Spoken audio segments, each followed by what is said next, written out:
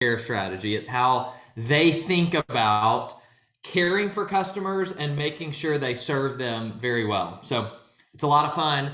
And once a year, we bring some great Chick-fil-A folks in to teach our team. So what you guys are doing today, we did this 2 months ago in our office. And we had some speakers in person and we had some virtually like this. And I'm just going to be real with you. We had a great lineup. We had the president of Chick-fil-A. We had the person who used to work at Ritz-Carlton, who leads hospitality, all these bigwigs. But the best speaker of the day was a guy who runs a local Chick-fil-A over in East Cobb. And he started off our morning, and this is what he shared with our team right off the bat. And I hope you guys can see it, but if you can't see the board really well, don't worry, I'll explain it. He drew 2 lines on the board. And above one line, he wrote the word easy. And below that line, he wrote the word hard. Easy and hard. And then he went over to this other one and he wrote the word simple. And below the word simple, he wrote the word complicated. And he spent a couple minutes talking about how these are opposites. There's easy things and hard things. There's simple things and complicated things. And he was speaking specifically about Chick-fil-A's business. And he said, if we're going to attract great talent, if we're going to make things easy or if we're going to make things seamless for our customers, do we want things for our team to be simple or do we want them to be complicated? So do we want them to be simple or do we want them to be complicated? And our team said, we want them to be simple. And he circled the word simple and he said, that's exactly right. And he went on to talk about why when things are simple, we can understand them better, we can apply them. Like our job is to make things as simple as possible. If you think about when you have somebody purchase a product for a first time, when you have somebody sign up to distribute, how do you make things as simple as possible for them? He's like, okay, that makes sense. This is not new news, but that makes sense. And then he went over to easy and hard and he said, all right, so should we make things easy or hard? And we think we're very smart. And we all said, we should make it easy. And he said, wrong. And we're like, no, you said simple, like we get simple. He said, no, I actually think the things that are worth doing in life are hard. And that didn't really resonate with me. It didn't make a lot of sense. But then he proceeded to go around the room and ask us, what are the things in life that you have accomplished that you're most proud of? And I'd ask you guys to think about it right now. We're not going to answer out loud, but just right now, pause for a second and think about what are the things in your life you're most proud of? I would bet a lot of the answers that you give are things that that our group shared that day. Some people talked about raising kids. Anybody raise kids? That's not easy. That is hard. If some people talked about graduating from a high school or from college, some people talked about excelling at playing a musical instrument or playing a sport. Some people talked about losing a certain amount of weight. Some people talked about getting out of debt for their family. And each of those things they talked about were hard. And his point was this, that while we ought to make things as simple as possible, we've got to start being more honest with people that if they're going to have success in life, it's not going to be easy. It's going to be hard. And he was speaking, and I want to translate it to this world, but he was speaking in Chick-fil-A terms, and he was telling us as someone who sells stuff to Chick-fil-A operators, we've got to tell them that our solutions are simple, that it's seamless, that the process will be easy, that we'll be there to help you. We are going to simplify it as much as possible. But he said, when we tell Chick-fil-A operators, we're going to do something that's easy for you, we're doing a disservice. And we're all cringing because all of our messaging is to tell operators how easy things are for them. We've got the easy solution. We got the easy platform. And I'm sure most of you have probably used that language a lot. And just, I'm not rigid about whether or not we should say easy or hard. But I think he's right that to tell people that if they really want to accomplish what they set out to accomplish, some of those things are going to be hard. And here's what I want to do today. I want to tell you about 5 what I would call hard decisions that are worth making. So 5 hard decisions that are worth making.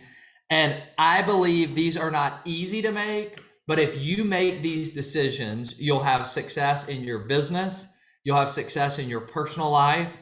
And I think ultimately you'll be more fulfilled if you're willing to make these decisions. All right, you ready? Some of you got pen and paper. You guys are taking notes. It's a good high achieving group right here. All right, number one, the first hard decision worth making is giving up stability to do something significant. All right, so number one is giving up stability to do something that's significant. Now, that sounds like an exchange that a lot of you in this room have already made, because you've tried something that may be uncomfortable, you got out of your comfort zone. But I'm going to tell you, nobody who's ever going to have a lot of success with Xyngfling is going to do it without experiencing some instability in the short term to do something that's significant long term. You have to have that at some point. You've got to give up. I will never forget. So my first real job out of college, I had the opportunity to work for a United States congressman. I had two offices. I had one in Athens, Georgia, and one up in the mountains of Northeast Georgia. And it was a great gig for me. I got to travel around, and when you're 23, nobody wants to talk to you except if you work for the congressman, because then you have access to people that you wouldn't otherwise have access to. And I had a really legit office. And some people will say, well, how did you know your office was legit? And the way I knew is that we did a tour with a group of 8th graders. And when they came to my office, they told me that I had a legit office. And I said, all right, how do you know if your office is legit? And they said, because you have a couch in your office. When you have a couch in your office, that means you have arrived. Like, you've hit the big time. So I had my office, I had the paycheck, I had everything I wanted. And then my friend came to me and said, hey, I think we should start a business. I think we should start an organization that does all of these different things. And I said, that sounds awesome. Tell me what it looks like. And he said, well, it means giving up our offices to work out of our homes. It means giving up our paying job to build something that has way more potential, but it starts with a lot less than we currently have. It means giving up a system and a structure that we were comfortable with to try something new. But we wouldn't have the business we have now if we would not have made that exchange, to exchange stability for significance. I sit all the time now and I have conversations with people, young people, that say, hey, I want to do what you're doing. And I don't mean this in a negative way, but what I say to them a lot is, if you want to do what I'm doing, you have to also do what I have done. I think one of the things in your business is it's easy to get inspired by people who've achieved a lot of success. You've seen them make a lot of money. You've seen them rise up through the ranks, their titles increase. And a lot of times when you're just starting out, it's easy to get frustrated because you can say, well, I just want to be at that level. Here's the good news. You can 100% be at that level. Here's the bad news. You're going to have to do what they did to get to that level. I mean, and so many people are not being honest with you to tell you, if you want to achieve what you want to achieve, you've got to be willing to exchange stability to do something that's truly significant. But when you do, those will be the decisions you're most proud of long term. So number one of the hard decisions worth making is exchanging stability for significance. All right. Here's a second one for you. And this one, I'll just tell you, stability for significance is easy for me, but this second one is tough. You've got to be willing to give up doing things. I'm going to put it this way: give up expedience for excellence. So you've got to give up expedience for excellence. Expedience is getting things done quickly. Excellence is doing it the right way, doing it well. All right. I may have asked some of you this before, but how many of you're like me, and when you get up in the morning, you have a list like this and you make a to-do list of the things you want to do that day? How many of you do that? All right. I get a lot of sense of satisfaction of crossing things off of the list. I don't know if that excites you as much as it does me, but sometimes I go down and I write down really easy things on my list so that I get the sense of satisfaction of crossing them off. I'm like, put on my clothes. Yep, It's going to be a good day because I want that momentum. In fact, this is embarrassing, but sometimes I get to the end of the day and I didn't accomplish what I wanted to accomplish. So I go back and I write down some of the things that I already did so that I could cross them off. Anybody do that in here? Okay. I like things done and done quickly. A lot of times that stands in the way of doing something the right way. And I'm going to tell you, it can come quicker than you think, but you have to give up having it now to have what you really want long term. Chick-fil-A, we used this story before, but Chick-fil-A had a big challenge in the 1990s. Some of you have heard me tell this story, but I think it's worth repeating. 1990s, Chick-fil-A had what they felt like was the biggest competitor they had ever faced. All right, if we were off mute and I ask you who's that competitor, it's usually answers like KFC or Popeyes or McDonald's or Burger King. And some people say Zaxby's. Zaxby's wasn't that big in the 90s. It wasn't any of those. The company that Chick-fil-A was most worried about in the 1990s was a company called Boston Chicken. It's now called Boston Market. All right, show of hands. Who's eaten at a Boston Market before? Anybody? All right, I actually love Boston Market, so I think it's good. But Chick-fil-A was scared to death of Boston Market because Boston Market had good quality food, they had good service, and they were growing so quickly. They were putting locations across the country and they were expanding and they were growing, and Chick-fil-A said, we've got to figure out how to grow faster. We've got to keep up with them. We got to do this.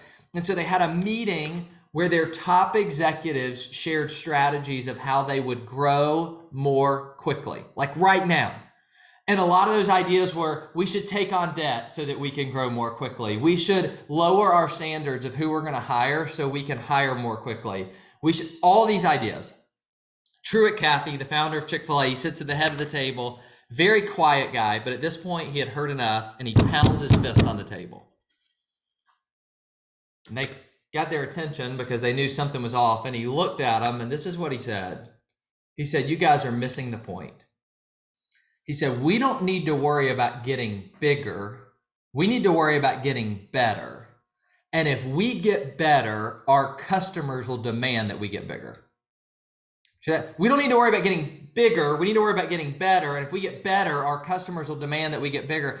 He was saying, if we'll focus on doing it well, if we'll serve the new customers we have well, if we'll help people grow, they will help grow our business for us.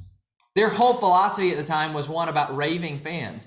We don't need to reach everybody. We need to reach a few people who are going to come back often. They're going to pay full price and they're going to tell others about us. And if we can reach this group, they will grow our business for us. It's interesting.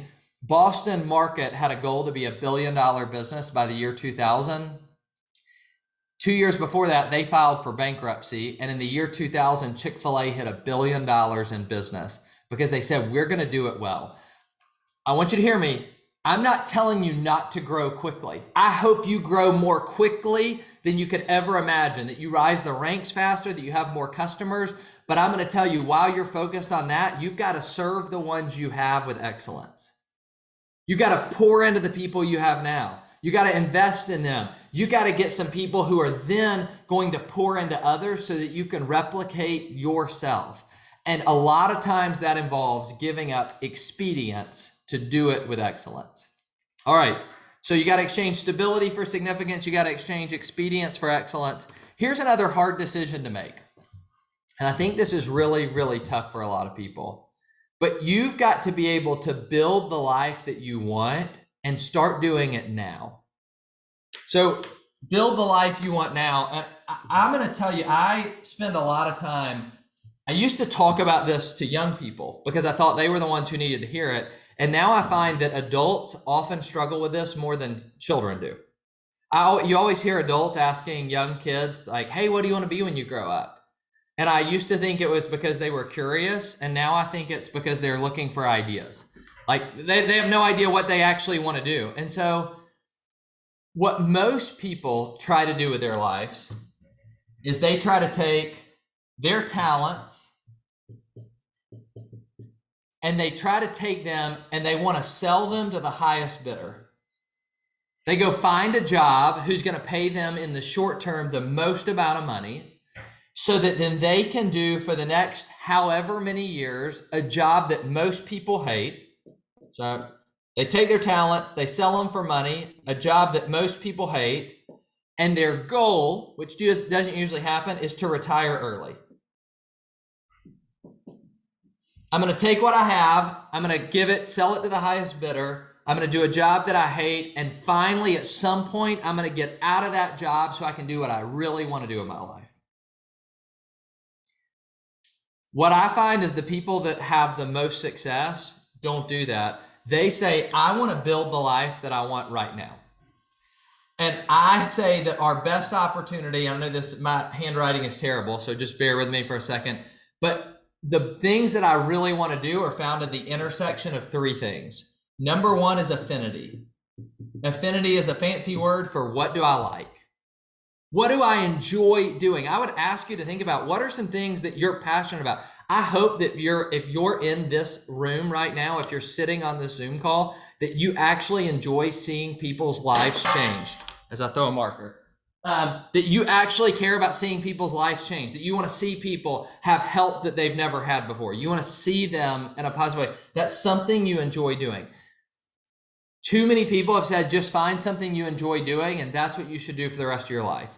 If you enjoy doing something and you can't find somebody to pay you to do it, that is not a job, that is a hobby.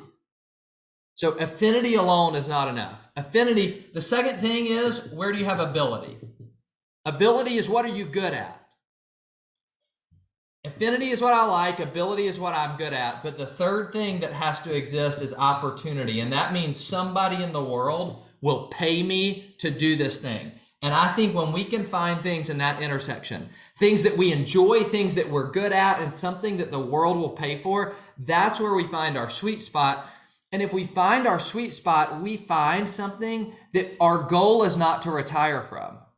Now, hear me, I'm not anti-retirement. I'm not telling you shouldn't want to retire, but I'm so tired of people spending 40 years of their life in a job they hate so that on the hope that one day they'll have the money and the time to do what they really love. My best friend and business partner, his name's Garrett, his dad worked for 40 years in the insurance business. He's 23 to when he was 63. He retired on October 1st a few years ago when he was 63 years old, October 1st. On November 15th, he got a diagnosis that he had stage 4 colon cancer and less than a year to live. And I remember having conversations with him that he said he had spent his whole life, those 40 years, focused on something, on the hope that when he retired, he could do what he wanted. I'm telling you, that's a shame. And some of you think that's not a hard decision. It is a hard decision to build the life you want now, because it's going to require some things that are uncomfortable. And I know that we have different folks in this room. Some people, this is something that you want to do full time and you're investing all in this. And some of you, it's a secondary piece. But whether either one, I think it's a way that you can do something that you're good at, that you enjoy, and that the world needs and will pay for. And my challenge to you, every single one of you, is to build the life you want now. And that's going to look different. Some of you, that means quitting the full-time job to do this, and some of you, it doesn't. But don't spend your life now on the hopes that you'll have the time and the money to do what you really want later. All right, so hard decisions worth making. Number one, giving up stability to do something significant. Number two, giving up expedience, doing it quickly to do it well. That doesn't mean we won't do it quickly, but when quickly and doing it well comes in conflict, we've got to choose doing it well. Number three, making the hard decision to build the life you want now. The fourth one, and this is a really tough decision for a lot of people, but it's making the decision to go the second mile. The group that was on the call a couple weeks ago will remember me sharing this, but this has been the underpinnings of Chick-fil-A's customer service strategy over the last 20 years. There's a story in the book of Matthew in the Bible. Jesus is teaching, and they're asking him about some things that are happening in the world at that time. And really what's happening is the Jewish people at the time were asking Jesus for an out. They were, at the time, there was this law because the Jewish people lived under the Roman Empire. Don't worry, I'm not preaching. If I was in person, I would try to take up an offering just for fun. But right now, I'm sharing this principle with you. The Jewish people are under Roman rule, and the law was that if a Roman soldier came to your property and he showed up, that Roman soldier could require you to carry their stuff for the next mile. That was the law. It was saying, hey, you know what, Melissa? I'm here. I actually need you to carry my stuff. You're going to have to carry it the next mile, and you were obligated to do that. And what was happening is the Jewish people were together. They said, Jesus, this doesn't sound like a good gig. What should we do when they ask us to carry the things for a mile? And what they desperately wanted him to say is, you say, screw you, I'm not carrying it for a mile. Like, that's not my job. And Jesus, as he so often did the exact opposite. He said, not only should you carry it a mile, because that's what's required, he said, but you should actually take it and carry it the second mile as well. They were like, well, that doesn't make much sense. And he said, no, the first mile, you're required to do that. You don't have an option. You should do it. But you should surprise the heck out of them by going ahead and saying, you know what, I'll do it for a mile, but I'm going to go ahead and do a second mile as well. The philosophy at Chick-fil-A was the first mile is required in business. The first mile is expected. If you and I showed up at any fast food restaurant today, we would expect that the order is right, that if it's something hot, that it's hot, that the bathroom is clean, that the person greets me. Those aren't surprises. That's expected. He said, but we shouldn't just do what's expected. Let's go beyond what's expected. You know what? At a fast food restaurant, people don't expect you to say my pleasure. We should do that. I know that's what the Ritz-Carlton does, and people that go to the Ritz-Carlton pay $300 a night for a hotel, and people that show up at Chick-fil-A pay $7 for a combo meal. But you know what? We should do that here. When we have the time, we should help people walk their food to their car or to their table. We should care for them in a way like they would never expect for us to care for them. In fact, I don't know if you know this, but until the dining rooms were closed from a pandemic, do you know if you went in Chick-fil-A that there were flowers on every table that were fresh flowers? Did you guys know that? Not fake flowers, fresh flowers. Because they said, we are going to go the second mile. Here's what I want to ask you to do. What is the hard decision you need to make to go the second mile in the way you're serving right now? Who's somebody that you have helped that maybe just bought an 8-day? Maybe you found somebody who's just now signed up. How can you not just go the first mile, but go the second mile for them? How can you serve them in a way beyond what they would ever expect?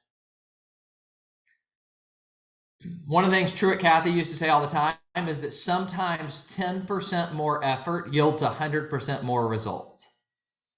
Sometimes 10% more effort yields 100% more results. He says we can't always go 100% more, but what are the areas we can go 10% more that are going to yield 100% more results?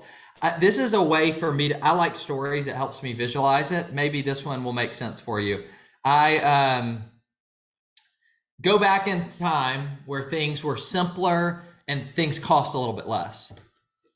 There's a little boy and he walks into a cafe and he sits down at a table and the server comes over and she hands him a menu. She walks away and gives the little boy time to figure it out. She comes back and she asks the little boy, she said, have you decided what you'd like? And the little boy asked her a question. He said, well, how much is an ice cream sundae? And she said, it's 50 cents. And he pulls his coins out of his pocket and he's counting them. And at this point, the server's getting frustrated. She's got tables to turn, somebody else to help, and she's realizing this is probably not going to be a really big sale. Like, she needs to move on. So she's a little annoyed, but he finally looks up after counting his coins and he said, well, how much is just a plain dish of ice cream? And she was kind of abrupt with him. She said, it's 35 cents. And he sits and he counts his coins again. And he looks up at her and he says, fine, I'll just have the plain dish of ice cream. She took the menu, she walks away, she gets the ice cream, she comes back, she sits the ice cream down, the spoon down, she flips the check over, she walks away, and doesn't think anything else about it. Little boy eats his ice cream. He gets up and he goes and he pays the check and he heads out of the restaurant. And when the server came back to clean the table, she had tears streaming down her face because sitting beside the empty ice cream dish were 2 nickels and 5 pennies. You see, the little boy had enough to get the ice cream sundae, but if he would have gotten the ice cream sundae, he wouldn't have had enough money to have a tip, to leave a tip. To me, that story is a reminder to me to consistently in life give more than other people expect. Maybe that's one of the things that you'll think about over the next couple of days. How in your role can you give more than other people expect? What are ways that you can go the second mile? Yeah, they expect you to do this, to care for them at the beginning, but do they expect you to check in 4 days later and see how they're doing? Do they expect the text message that's encouraging them? Do they expect somebody walking along the journey beside them? I'm going to tell you, here's what I know about your company. I don't know everything, but I know you have really good products. But I know the products alone aren't the difference. The people are the difference. The products are great, but the people coming alongside somebody is what takes this experience to a whole nother level. And if you'll do the hard thing of going the second mile, not only will you see your business explode, but I think you'll begin to see people feel cared for in a way they don't get other places. By the way, I'll just tell you, coming out of 2020, people are starving for somebody who's going to be there with them and care about them. I believe you have more of an opportunity for your business now than you ever have before. And it's not just because people have put on extra weight or they're trying to get healthy. It's because people are starving for community. And if you can provide that, you'll have an opportunity to impact people's lives. So exchange stability for significance, exchange expedience for excellence, build the life you want now, and go the second mile. Here's the last one I want to give you, and I'll take questions for a couple minutes. You've got to be willing to give up the immediate for the ultimate. You've got to give up what you want right now for what you want long term. And it's interesting because sometimes that sounds like coming in conflict with build the life you want now. No, when I say build the life I want now, you got to start making decisions right now to create this environment for you so that you can live in this world day to day. But you've also got to have a view that says, how do I do things now that are going to matter long term?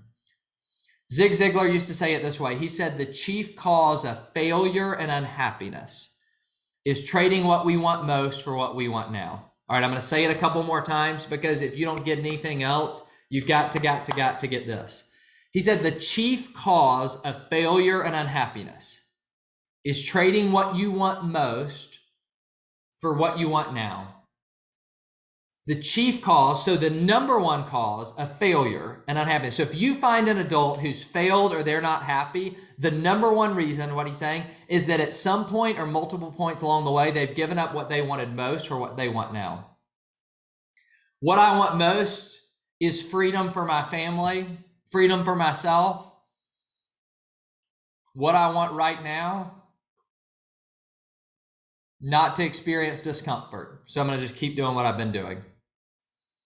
What I want most is to be the kind of parent, the kind of partner, the kind of grandparent that I really want to be. I want to invest, but what I want right now is to be selfish. Fit. I want to look good and I want to feel good for a long time, but what I want right now is about 2 dozen Krispy Kreme donuts. And everybody said amen. Like, when we choose what we want now over what we want most, this is what we do. We sacrifice our future on the altar of the immediate. We give up our potential long-term for a little short-term selfish gratification. And I'll tell you, you really want to build something, you've got to start designing what you want now, and you've got to also have the long view that says, I'm going to do what I want now in a way that prepares me for the future that I also want. Here's what I'm going to ask every single one of you to do before we take questions. I want to ask you right now to identify one of these hard things that you're going to work on. Because this is the problem with this, is normally you'd say, I got 5 things, I got them on my piece of paper. It's going to be in a whole bunch of other pieces of paper that I'm going to take home with me. They're going to end up in a notebook, and I'm going to walk back in Monday, and life is going to be back to normal. And I don't want you to leave the weekend and go back to normal. I want you to identify what's one hard decision that you're personally going to commit to making. Maybe you're going to commit to exchanging stability for significance. Maybe you're going to commit to going the second mile. Maybe the second mile for you is not just a business thing. Maybe it's a personal thing. Maybe one of the reasons you're in a relationship that's deteriorating is because you're focused on them going the first mile for you. But maybe if you go the second mile for them, it's amazing how that changes the dynamic. Maybe you need to start building the life you want. I don't know, but I want you to identify one thing. And then Melissa, I'd love to take, maybe let's take a few minutes of questions. We can do them verbally or in chat, either way.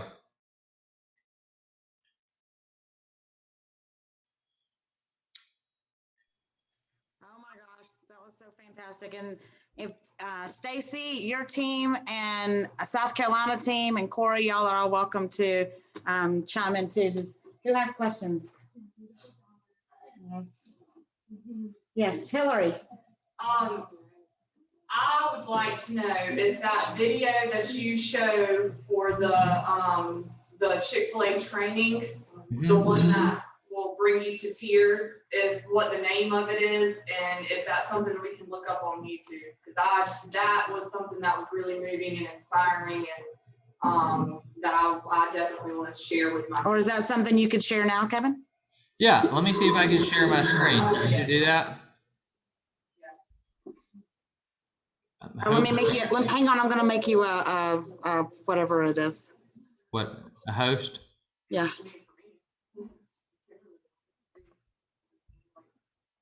All right. All right, I just made you co-host. Sorry, I'm pulling it up over here. So this is something that all Chick-fil-A employees say, this is part of their training. They're all watching it. And just look, I mean, this is one of the many reasons besides Kevin Fox Scott that they are so effective and so amazing. All right, here we go. Hopefully you guys can hear this. You ready? Yep.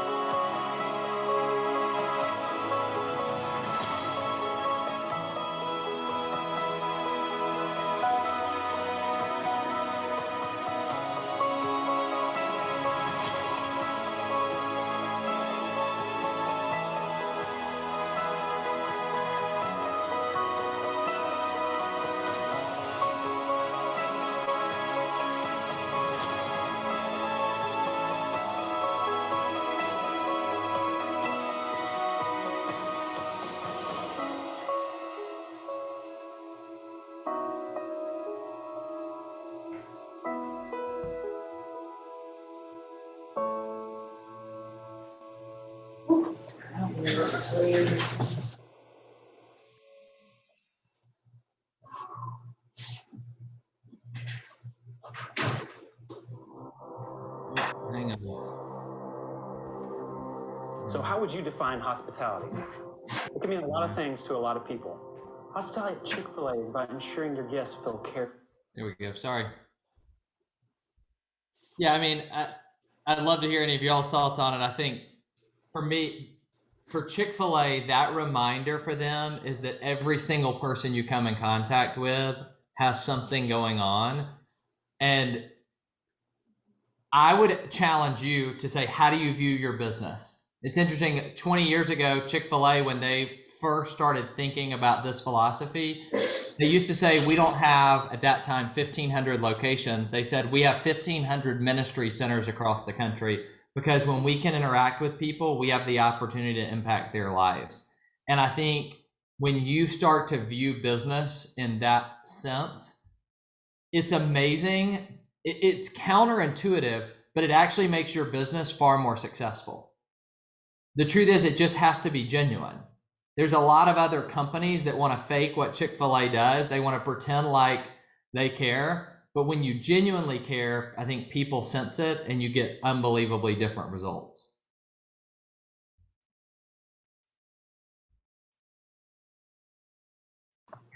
All right. Anybody else got any comments or anything that they want to comment on that or say or? Thank you. Yes. That's pretty, well. Yeah. Nobody has any questions? How amazing was it to ride an elephant in Thailand?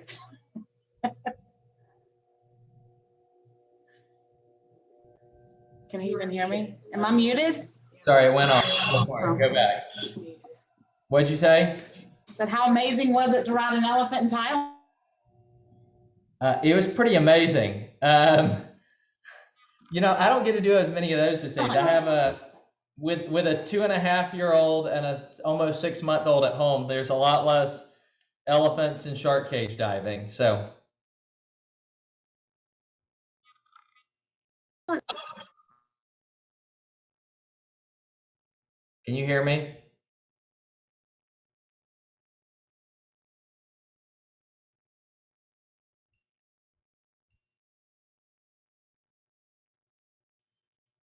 Can you hear me?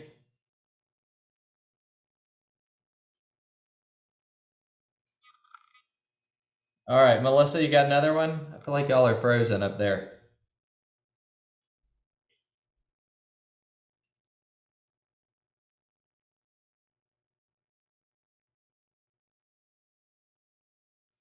All right, I see Deborah's group and Corey and Stacy, but I think Melissa's group's frozen on my screen.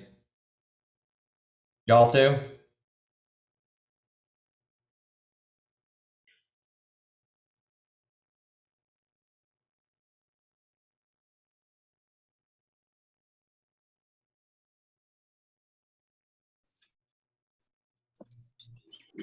There we go.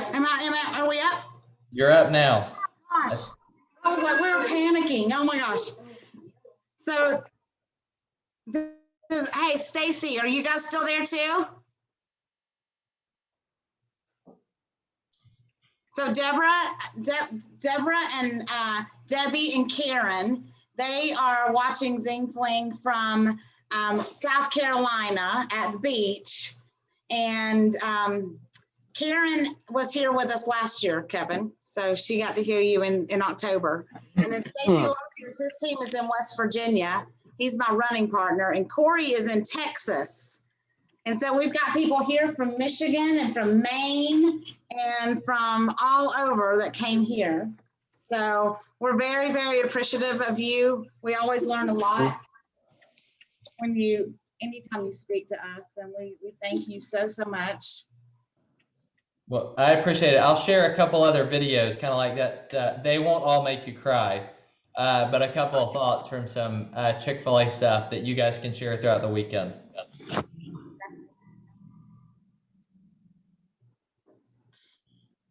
Hey, Kevin, as you're setting that up, this is Stacy Lostis from West Virginia. I greatly appreciate you taking time and sharing with us. Thank you, Stacy. I appreciate it. Where are you at in West Virginia? Charleston. Okay. Awesome. And we have 2 amazing Chick-fil-A's, by the way. I love it. That's good stuff. Are you going to just send me those links, or Yeah, I'll send them to you. I'll send you when we get off. I'll send you a couple things to pepper in throughout the weekend. Does anybody else have any questions at all? You want to leave us with some final thoughts? Yeah.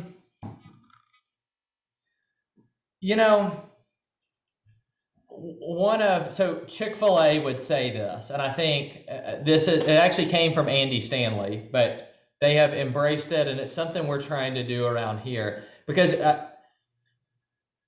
as a company, our goal, our vision does not change, but the way we do things does change. And I think for some of you who've been a part of Xyngular for a while, I even know, like, over the last few months, you guys have had some different approaches, that things that you didn't do in the past that then you're doing now.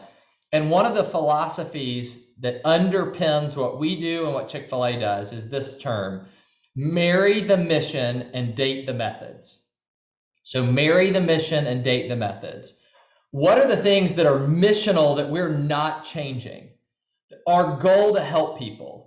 Some of the heart behind it is not changing, but we've got to be comfortable with the methods do change. The ways that we have to do that may look differently. And if we're going to be successful, especially those of you who've been on this journey longer, you're going to have to be comfortable staying clear on the mission, but being willing to adapt with the methods as new ideas come out, new ways of doing things. So I guess that's one of my encouragements to you is find the things that you're not going to change, and everything else, be willing to be flexible and to adapt. So yeah, I think that's I'm sharing that with you because that's what we're trying to figure out around here. This month, Addo will celebrate our 10th anniversary. We've had over 200,000 leaders go through programs for us that have experienced things. And our vision is not changing, but we're looking at, if we're going to be successful in the next 10 years, we're going to have to do some things differently. And my encouragement to our team is to be willing to take those things in stride. So I hope you walk away this weekend renewed for the mission, but with some new tactics for some methods that'll work differently. And if you go into that with that mindset of how do I be re-inspired by the mission and find some new methods, I think you'll go back ready to succeed. So hope that helps. Hope you guys have fun. I wish I was up there in Tennessee with everybody. Can you hear me? Yeah. So our CFO last night had a leadership training and said almost verbatim the exact same words you just said. I love it. Almost verbatim. That was crazy. And just so y'all know, I didn't even say anything now. I mean, that's just, yeah, and unbelievable. Like that. It's true though. Yeah. It's very true. So, thank you. well, I appreciate it. Good to see you guys. Well, hopefully we'll see you soon. Thank you. See you later. See ya. I'm gonna